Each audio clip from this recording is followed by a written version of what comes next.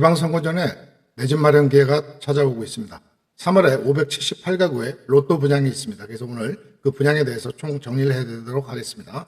얼마 전에 김구라 씨가 일산 또 청라 지역에 부동산 투자를 했다가 망한 사례를 방송에 나와서 얘기한 적이 있습니다만 이 곳들은 핵심 지역이 아닌 곳에 투자를 했기 때문에 이렇게밖에 볼 수 없는 것입니다. 그래서 오늘 언론에서는 3,000가구 분양이라고 얘기를 하지만 그중에서 여러분들이 관심 있게 보셔야 될 세 곳 578가구에 대한 일반 분양을 중심으로 말씀드리도록 하겠습니다.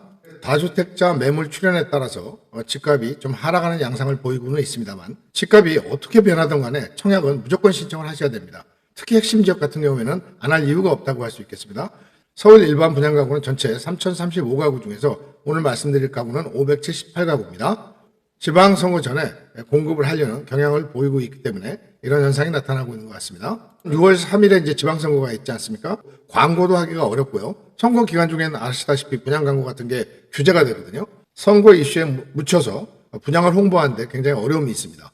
거기다가 건설사들이 이제 지금 상반기에 실적 압박을 지금 상당히 받고 있는 입장입니다. 그러다 보니까 3월에 이제 공급을 하게 된 것입니다.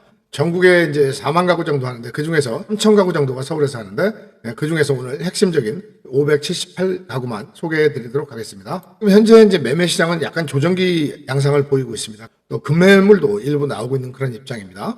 그러다 핵심 지역은 가격이 고가이다 보니까 현금을 동원해야 되는 능력, 또 대출 규제, 또 향후에 조금 더 집값이 내리지 않을까 이런 기대 때문에 지금 관망세가 일어나면서 사실 매물이 출현되지만 거래는 그렇게 많지 않은 이런 양상을 보이고 있는 게 자금의 현실이다 이렇게 말씀드릴 수 있겠습니다.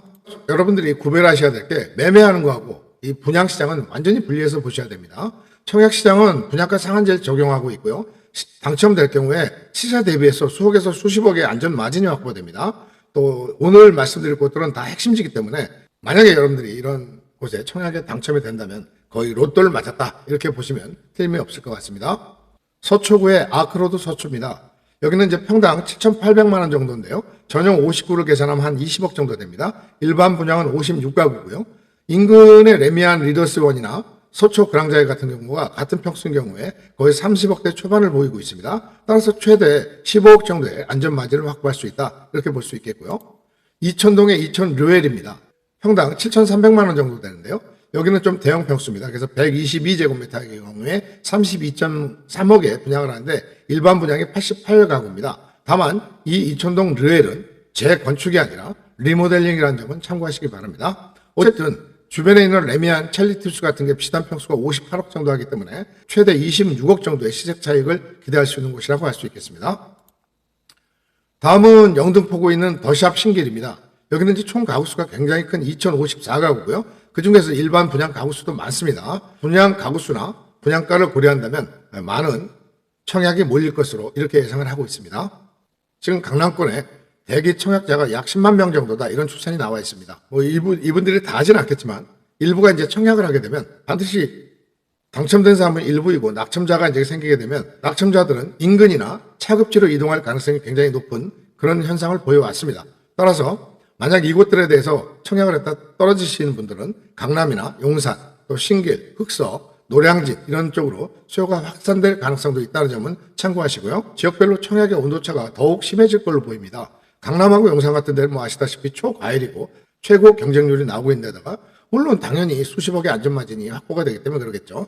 또 한강 벨트 같은 데는 높은 경쟁률을 보이고 있고 이 지역은 실수요 중심의 청약이라고 보는 게 맞을 것 같습니다. 다만 외곽 지역은 미분양 가능성도 나타날 가능성이 있습니다. 그래서 핵심 지역만 말씀드리게 된 이유라고 할 수 있겠습니다. 청약 진입을 할 때 여러분들이 꼭 판단해 보셔야 될게요.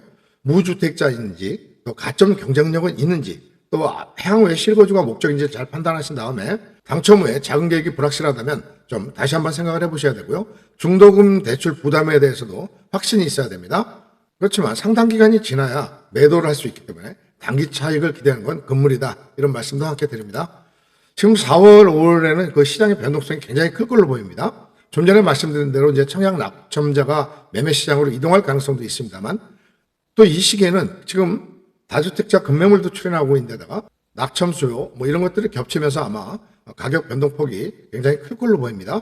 또 5월 9일까지는 이런 심리가 계속 유지가 되겠지만 세금 정책의 변화가 예고되고 있기 때문에 부동산 시장을 예측하기가 어려운 국면에 들어왔다 이렇게 볼 수가 있겠습니다. 이런 시기에는 일단 청약에 집중하면서 조금 추이를 봐가는 것도 좋은 방법이 아닐까 이런 생각을 합니다. 2026년도에 부동산 시장은 청약 가열과 또 매매 조정이라는 이 두 마리 토끼가 한 번에 뛸 것 같고요. 그렇다면 보유세 등 아마 세금에 관련 변수들이 이제 확정이 될 걸로 보이는데요.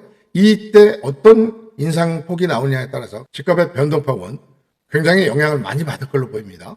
만약 예상했던 보유세보다 인상폭이 커진다고 그러면 집값이 하향 국면을 그릴 가능성도 있고요. 예상했던 만큼의 보유세 인상이 되지 않는다면 오히려 집값은 강보합 내지는 상승의 기조를 그릴 가능성도 있습니다. 통화량 증가라든가 주식시장에서 유입되는 자산, 또 거기다 공급 부족 현상 이런 것들이 맞물리면서 핵심 지역은 집값이 강보합을 유지하지 않을까 하는 게 저의 생각이라고 말씀드릴 수 있겠습니다. 청약은 로또입니다. 그렇지만 매매는 여러분들이 계산을 많이 해보셔야 되는 그런 부분입니다. 좋은 입지 아파트가 이제 출연했기 때문에 여러분들이 한번 전략을 잘 짜셔서 청약에 임해 주실 걸 부탁드리고요. 핵심지는 여전히 안전 마진이 있다는 점을 여러분들이 잘 아시기 때문에 오늘 이 내용을 보신 분들이 꼭 청약에 성공하셔서 많은 시세 차익도 거두시길 기대해 봅니다. 우리나라 부동산 시장에서 집값이 어떤 모습을 보이더라도 청약과 매매는 반드시 분리해서 보셔야 된다는 점 다시 한번 말씀드리고요. 조건이 된다면 청약 신청은 노래 가사에도 있지 않습니까? 무조건입니다. 구독, 좋아요 부탁드리면서 다음 시간에 찾아뵙겠습니다. 감사합니다.